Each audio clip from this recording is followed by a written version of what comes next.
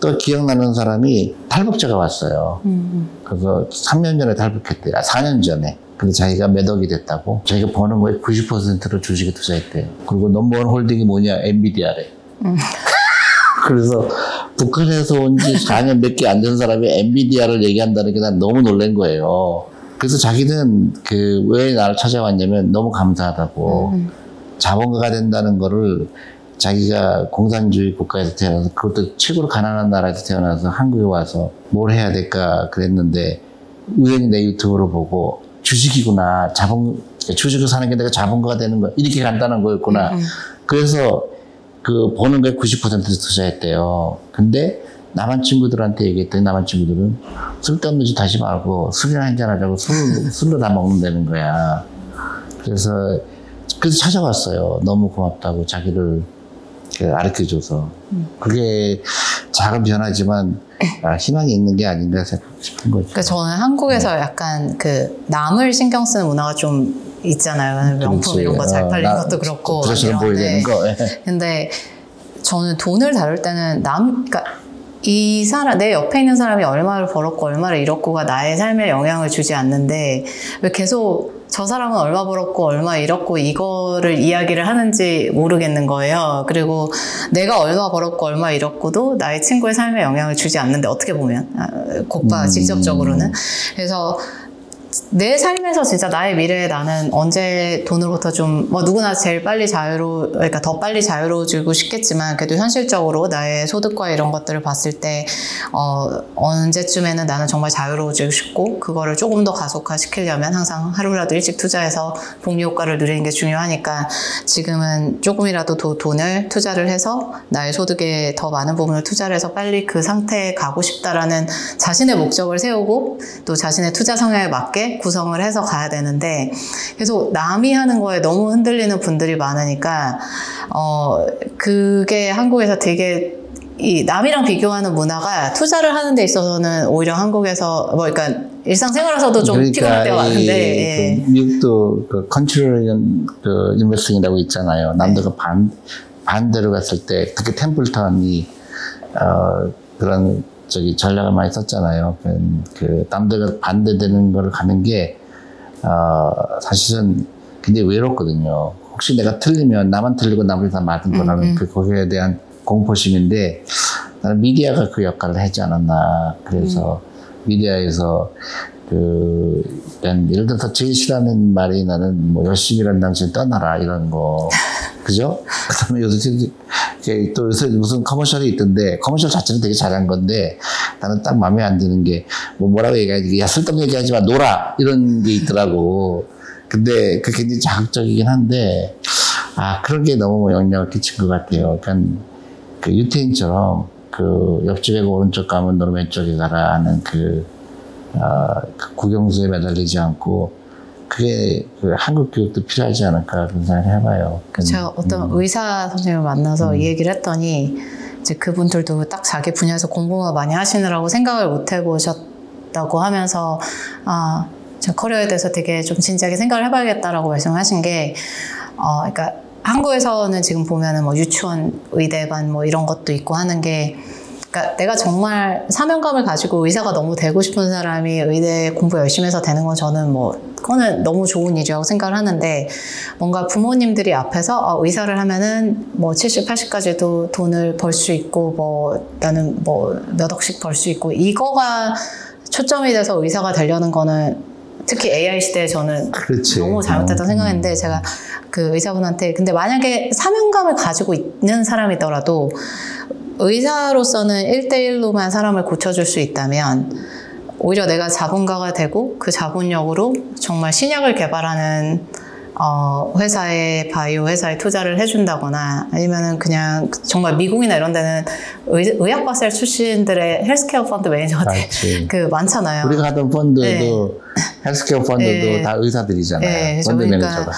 그러면 사실 자본으로 신약 하나가 나오면 더 큰 영향을 미칠 수 있는 거잖아요. 돈도 훨씬 더 많이 벌 수 있고. 그런 걸 하려면 사실은 좀 더 자연과학이나 이쪽으로 가야 될 수도 있는, 전공이 꼭 그 의사여야 되는 것도 아니고. 그래서 유태인들이 자녀들한테 한국은 명사로 가르치잖아요.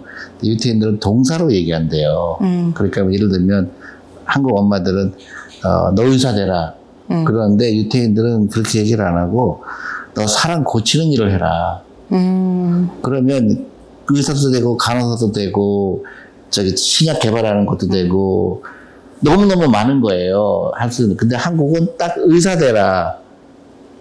그게 있으니까 다른 옵션이 있다는 걸 모르는 거예요. 맞아. 그러니까 다양성이 없는 거고, 그 다음에 훨씬 더 생각이 앞선 거지. 사람들 병원 고쳐주라는 얘기가 훨씬 더 중요하지. 그죠? 근데 의사만 돼서 너 혼자, 잘 먹고 잘 살아라. 이런 뜻이거든. 그러니까 돈에 대한 철학이, 우리가 유태인한테 좀 배워야 될 거라는 생각이 들어요. 근데 그거는 또 다른 얘기긴 한데 재밌는 게, 저희 그 외국의 한 초등학교 커리큘럼을 제가 본 적이 있는데 덧셈을 막 3학년, 4학년인데도 가르치는 거예요. 한국 같은 벌써 뭐 그때 이제 나눗셈 미적분 들어가요. 그래서 이제 선생님을 알게 돼가지고 물어봤어요. 왜 1학년 때 배운 건데 4학년 뭐 이때도 배우냐 했더니 예를 들어 뭐 6 더하기 4가 10이면 어떤 아이는 6, 4 그냥 직관적으로 곧바로 10을 맞추는 아이도 있을 거고 어떤 아이는 6을 2를 3개로 쪼개고 4를 2를 2개로 쪼개서 가는 아이도 있을 거고 어떤 아이는 다 1로 쪼개서 가는 어떤 애는 3 더하기 3, 2 더하기 2 해서 3, 2, 3, 2에서 10으로 가는 그러니까 동일한 답에 가더라도 그러니까 사람을 고친다는 목적에 가더라도 방법은 되게 많을 수 있고 그 다양함이 다 존중되어야 된다라니까 산수를 가르치는데 그 안에서 다른 철학이랑 사실은 도덕적인 거랑 뭐 다양한 관점이나 되게 많은 걸 내포한 거잖아. 근데 아이들이 뭐 그거를 그때 그거의 취지를 이해하지 못하더라도 그게 되어 있게 되는 거잖아요. 꼭 하나만이 정답이 아니다라는 게 하나의 방법만이 정답이 아니라는 게 그래서 이래서 이게 되게 다르구나라는 생각을 했었고 그러니까 뭐가 더 좋고 나쁘고는 아니지만 한국은 너무 한쪽으로만 가 있으니까 아니 나는 대학교 다니다 학교를 갔잖아요. 그래서 이제 대학교 갔는데 캘큘러스 1을 들었는데 교수가 내가 천재인지 아는 거예요. 그때 2차 방정식을 푸는데 우리는 외웠잖아. EA분의 마이너스 B. 그래서 그걸 풀었더니 교수가 다시 한번 해보라는 거야. 이 사람이 이걸 왜 배운 거지? 그래서 나왔으니까 그 사람은 그래서 내가 98점을 맞았는데 2점을 왜 깎았냐면 자기가 이해 못하겠다고. 그래서 100점을 못 주겠다고 98점을 줬어요. 근데 나 다음에 맞은 사람이 제일 공부 잘한 애가 67점인가를 받았어요. 그래서 애들이 난리가 났어요. 한국에서 천재가 왔다. 그래서 대학 교수가 나한테 한국에서 무슨 일 했냐는 거예요. 대학 학생이었다 했더니 내가 그걸 깨달았는데 이 사람들이 이걸 외우지 않는구나. 그러니까 교수도 내가 너무 신기한 거야. 2분의 마이너스 B. 근데 지나고 나니까 내가 기억이 나는 게 그 다음 클래스 갔는데요. 수학을 들었는데 라직이라는 건데 교수가 16살이에요. 12살에 박사를 받았대. 수학은 이런 애가 해야 되는구나. 그래서 쓸데없이 한국에서 수학 공부할 필요가 없는 거야. 내가 결론을 내렸어요. 수학 잘할 필요가 없는 거야. 그러면 정말로 노벨상 받는 아이들 그런 애들은 해도 일반 사람은 할 이유가 없어. 근데 우리는 전부 시험 하는 거야. 그러니까 너무 화가 나는 거야. 이런 쓸데없는 시험을 왜 할까? 그냥 굳이 얘기가 나와서 얘기하는데 나는 금융이 발달하게 되면 우리나라가 금융 산업을 발달하게 하려면 많은 은퇴한 사람들이 금융업에 진출할 수 있어야 된다고 보거든요. 저 너무나 많은 은행에 뭐 몇십 년 다니다가 은퇴한 사람들 다 전부 노동직계 하잖아요. 돈이 없어서. 근데 투자 권유 대행이라든가 그런데 하면은 굉장히 잘할 수가 있을 것 같거든. 많은 사람들이 금융교육. 근데 그 시험이 아까 얘기한 미적분인 거야. 시험을 너무 어렵게 내는 거예요. 그래서 이거를 왜 시험을 어렵게 낼까? 왜 떨어뜨리려고 그럴까? 다 붙이려고 가능하면. 맞아요. 떨어뜨리려고 하는 시험. 왜 떨어뜨리려고 다 붙이려고 해서 그 사람들이 다 경쟁해서 먹고 살게 하면 좋을 건데 한국의 이 시험 문화가 정말로 질식하게 만드는 거야 사람들을. 그거 69점으로 떨어지고 70점이나 69점이나 아는 정도는 비슷할 텐데. 아니 그러니까 계속 알아야 될 거 몇 개만 이거는 정말로 알아야 된다. 그래서 뭐 인사이드 트레이딩 하면 안 된다든가 어떤 도덕적인 걸 가르쳐주고 나머지는 다 기억도 안 나잖아요. 근데 왜 이 사람들을 떨어뜨리려고 그럴까? 맞아. 그게 이 생각의 차이가 심한 거예요. 특히 그 중에서는. 그리고 미국에 알다시피 미국에서는 자산에서 찾으려고 그러면 한 명도 되거든요. 나머지 전부 아웃소싱 할 수 있거든. 컴플라이언스도. 그래서 그런 생각의 혁명이 되려면 이 금융업이 정말로 막 부밍이 돼야 돼요. 그래서 모든 사람들이 금융업에 들어오고 싶고 막 나도 그래서 그 금융산업의 GDP 컨트리뷰션이 미국은 70%라더라고. 한국 굉장히 낮잖아요. 그 시험 문화가 너무 안타까운 것 같아. 아무튼 저는 그래서 대표님 여기 오셔가지고 가족들 강연도 많이 하시고 해서 아니 그래서 네. 같이 일할 수 있는 부분도 많은 것 같아요. 그 강연할 때 결국은 고객을 미국에서 한 거는 미국은 내가 1980년에 미국 갔지만 그 당시 미국이 그렇게 금융이 발달하지 않았어요. 그때 주식 커미션이 얼마였는지 아세요? 5%? 7%였어요. 그래서 옛날에는 80년대에는 이제 러시아에서 뭐 온 이민자, 한국은 좀 아니지만 뭐 러시아에서 온 이민자, 뭐 다 이민자들이 의사들이 미국에 와서 의사를 안 하고 전부 스탁브로커가 됐어. 그래서 내가 러시아 사람이면 러시아 사람들한테 스탁을 파는 거예요. 그래서 7% 프리미엄, 7% 커미션을 받을 정도로 그렇게 엉망이었고, 근데 결정적으로 미국이 금융 강국이 된 거는 이 퇴직연금제도 에리사 액트 75년에 한 게 그게 결정적이었고 또 강제로 투자하게 했고 그 다음에 증권회사 설립이 너무너무 쉬웠어요. 자산운용사. 증권회사나 자산운용사나. 그러니까 증권회사 그러니까 지금의 찰스 스왑 같은 경우도 디레귤레이션 한 것 때문에 생긴 거거든요. 그래서 자유롭게 금융기관이 막 나오고, 알다시피 미국에서는 은행도 막 차리잖아요. 우리 교포은행도 많이 생겼잖아요. 그래서 우리가 이제 금융업에 진짜 관심을 가져야 될 것 같아요. 저 보면은 자산운용사, 뭐 자문사 형태든 이름사든 자산운용사든 이제 뭐 홍콩, 싱가포르, 뉴욕 저는 이제 그런 대도시 금융 중심지들 살면서 진짜 많은데, 예, 한국은 이게 너무 허들이 높기도 하고 또 직접 제가 이제 창업을 해보니까 실제 이거를 디스트리뷰트 하는 게 또 허들이 너무 많고, 예, 그런 부분들이 좀 챌린지가 있는데 또 다른 편에서는 제가 지금 보는 게 이렇게 부익부 빈익 자본주의에서 사실은 모든 사람이 자본가 뭐 연금을 통해서든 뭐든 자본가가 되지 않으면 자본주의라는 게 원래 부익부 빈익빈이 심해질 수밖에 없는 거잖아요. 그걸 정부가 뭐 세금이나 이런 것들을 활용을 해가지고 어떻게든 좀 이분아웃 하려고 하지만 사실은 가장 좋은 거는 장기적으로 보고서는 개개인이 다 자본가가 될 수 있게 금융교육을 해서 그렇지. 자본시장에 참여해서 자본주의이기 때문에 자본시장에서 부가 리디스트리뷰트 되게 해야 되는 건데, 지금 보면은 이제 이 건물들 원래 금융사들 1층에 되게 많았는데 다 지점도 통폐합을 되게 많이 하고 있고, 지방에 웬만한 데는 사실은 증권사 지점 없는 데도 너무너무 많고, 하이네월스들 중심으로 이제 하는, 이제 물론 그분들도 대단한 자산가이고 뭐 당연히 좋은 서비스를 받아야겠지만 대중에 대한 서비스는 이제 다 앱으로 넘어가는데, 근데 문제는 우리나라는 좀 고령화가 되기 때문에 사실은 제 친구들도 앱 사용하는 게 너무 힘든 거예요. 그리고 증권사 앱 같은 경우는 사실 증권사는 제공하는 서비스가 너무 많기 때문에 이제 각자가 필요한 서비스만 찾아가는 그 과정도 사실 앱이 너무 어렵고, 그러니까, 그리고 한국에 일단 금융 문맹에서 출발한 분들이 많은데 그분들이 갑자기 앱에 들어가서 하려고 그러면 잘 아는 사람도 어려운데, 그거는 마치 강을 건너는데 수영 연습해가 강 건너는 거랑 똑같은 얘기거든요. 네. 그 보트를 띄워야 되거든.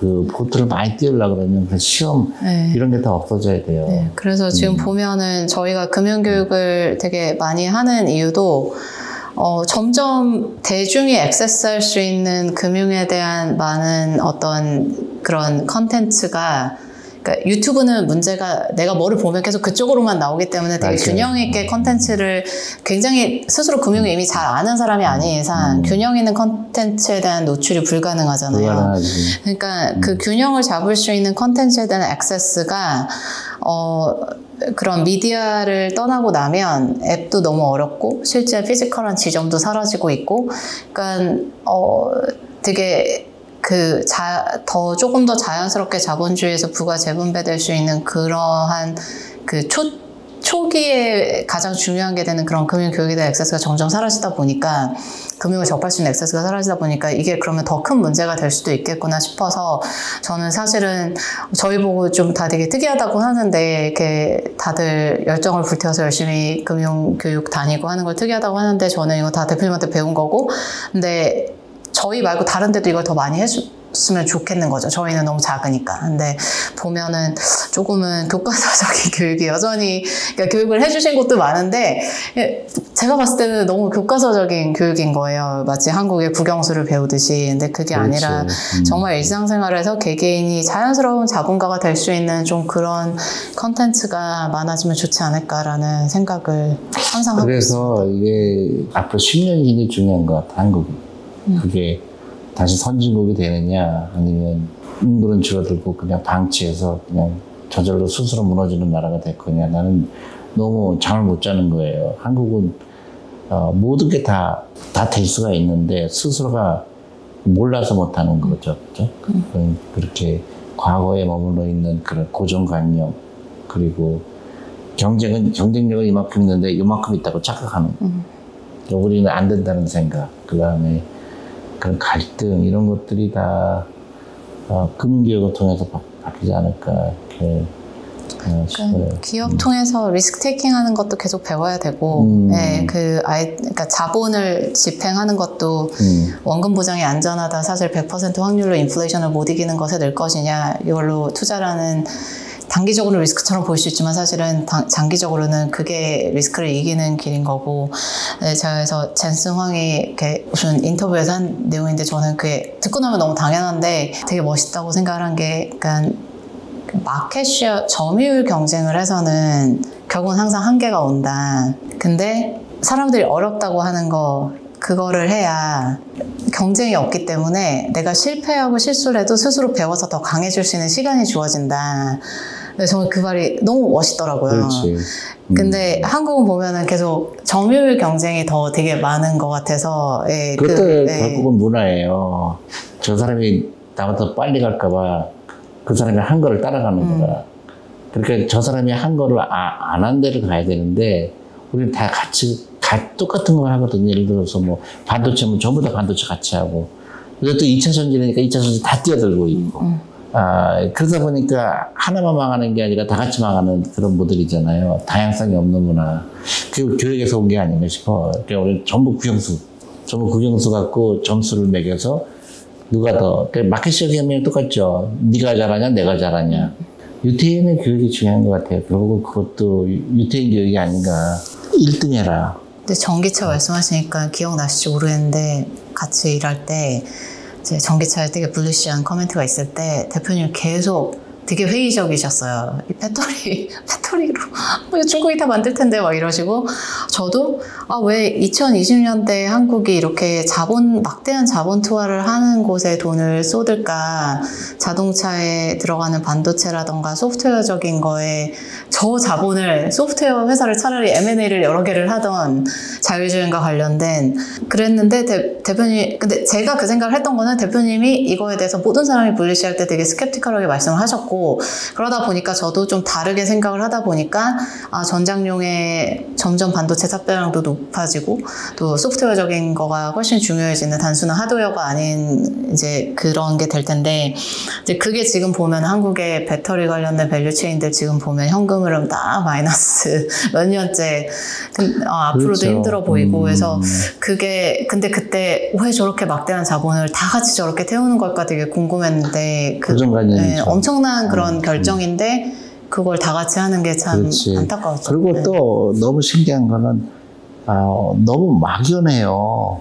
네, 막연한 게, 그 전기차가 갑자기 뭐 그냥 뭐 하늘에서 떨어지는 것도 아닌데 그 중에서 왜 다 똑같은 걸 하려고 그럴까. 근데 그 돈이 있으면 나는 그 엔터테인먼트 회사를 갖고 있는 게 더 좋을 것 같거든요. 예를 들어서 그런 자본금 많이 안 들고 훨씬 더 확장성 있는 거, 그죠?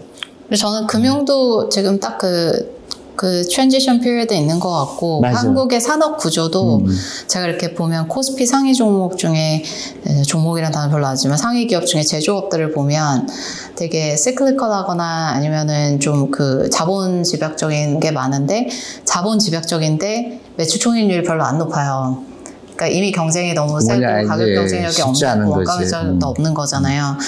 그래서 저는 그 기업들이 지속 가능하게 계속 이제 그 기업들이 조금 파워가 줄어들고 이 에셋 라이트하고 사람 중심의 비즈니스들 지금 치고 올라오는 비즈니스들이 조금 더 성장할 기회를 뭔가 더 열리면 그래서 코스피의 구성 요소도 뭐 이미 사실은 코스피 제일 위에 있던 기업도 비중이 상당히 줄어들어 있는 상태잖아요. 그래서 그 트랜지션이 지금 되고 있는데 이제 요거는 earnings 파워가 바뀌어야 되니까는 몇 년을 주어줘야겠지만 그 교육도 그래서 옛날 우리 제조업에서 뭐 정한 대로 일하는 그냥 공부 잘해서 하라는 대로 하면 잘 되는 그런 산업이 더 이상 한국이 아니기 때문에 그거에 맞춰서 이 한국의 어떤 한국을 이끌어가는 경제 구조의 산업 구조의 변화에 맞춰서 그러니까 에셋 헤비에서 에셋 라이트로 가는 이거에 맞춰서 교육도 같이 변화가 되는 시점이 이제 딱 그 모든 게 다 트랜지션 피리어드에 딱 있는 것 같다는 생각이 많이 들더라고요. 그렇죠. 네.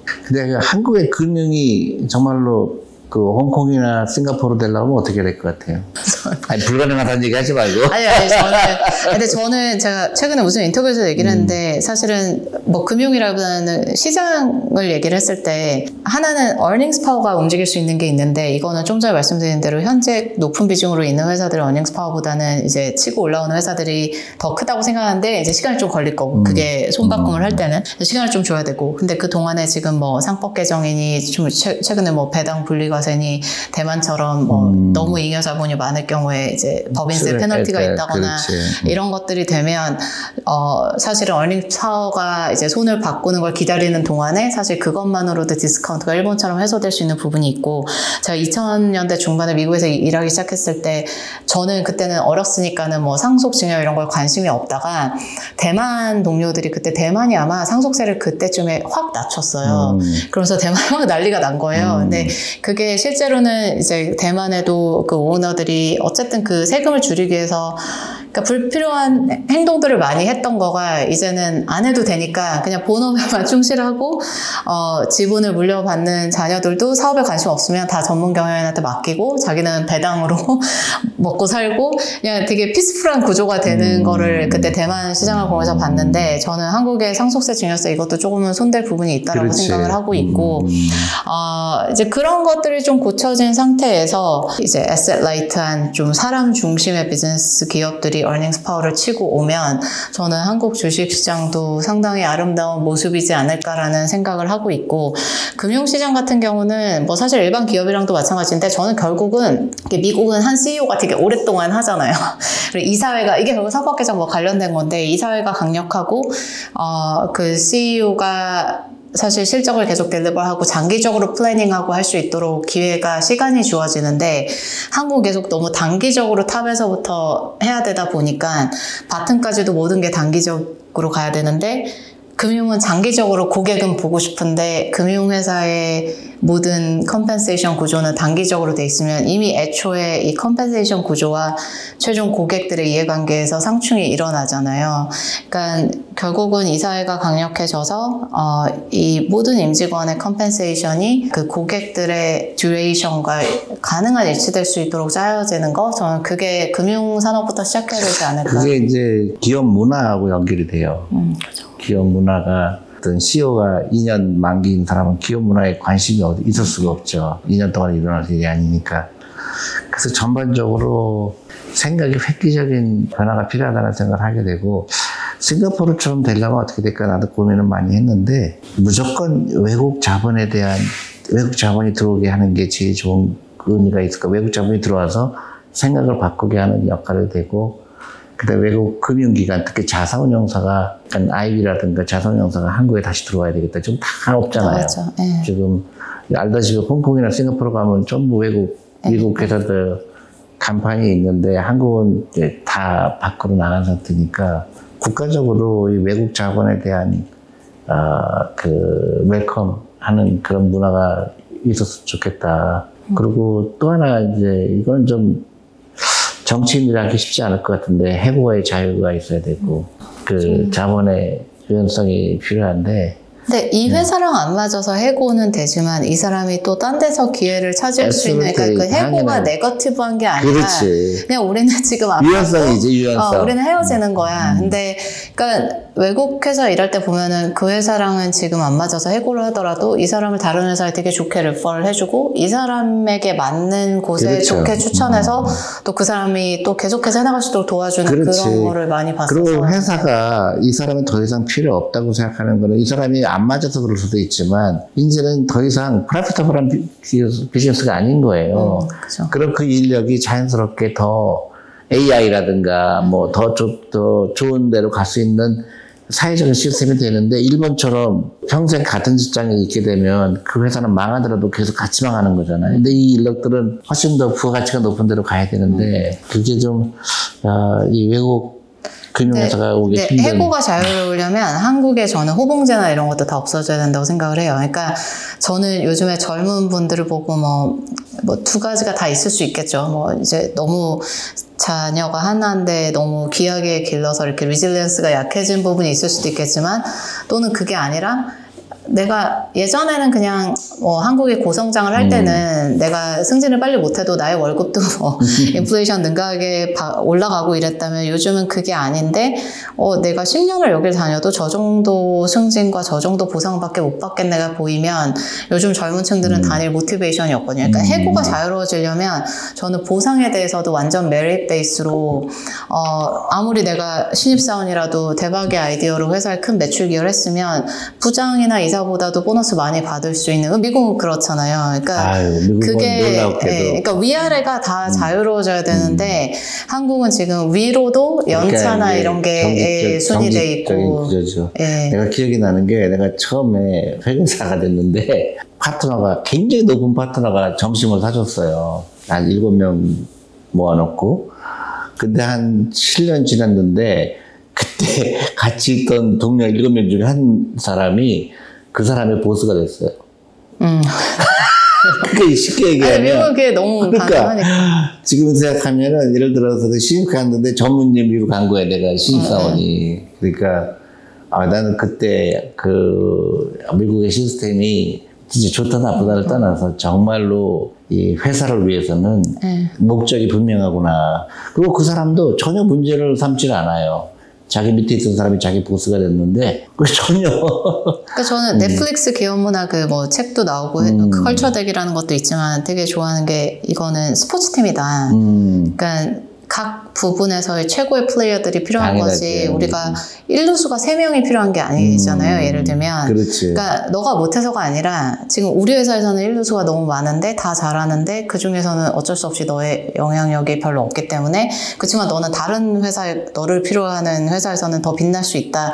그런 거여가지고 스포츠팀이라고 생각을 해야 되는데 예, 한국은 그 최고의 실력을 가진 사람이 와야 결국 그게 뭐 주주든 고객이든 그 이해관계를 가장 우선으로 두는 건데 그런 구조가 아닌 경우가 많아서 근데 이제 이렇게 들어가면 고쳐야 될 게 너무 많아서 오래 걸리려나 싶지만 그래서 저는 기존 기업들도 조금씩 고쳐 나가지만 창업 문화가 많아지면 창업할 때 애초부터 이렇게 할 수 있으니까 두 가지예요. 그건 금융기업을 통해서 자산을 쌓는 걸 가르쳐주고 그 돈으로 너를 위해서 일해라 남 위해서 일하지 말고 그리고 그 퇴직연금 제도가 좀 보완이 돼야 되고 그 미국처럼 그런 자금이 자산시장에 들어오게 되고 또 금융기관도 미국은 다 지금 그 금융회사라고 그러면 블랙락을 얘기하지 누가 무슨 시티뱅크를 얘기하지 않잖아요.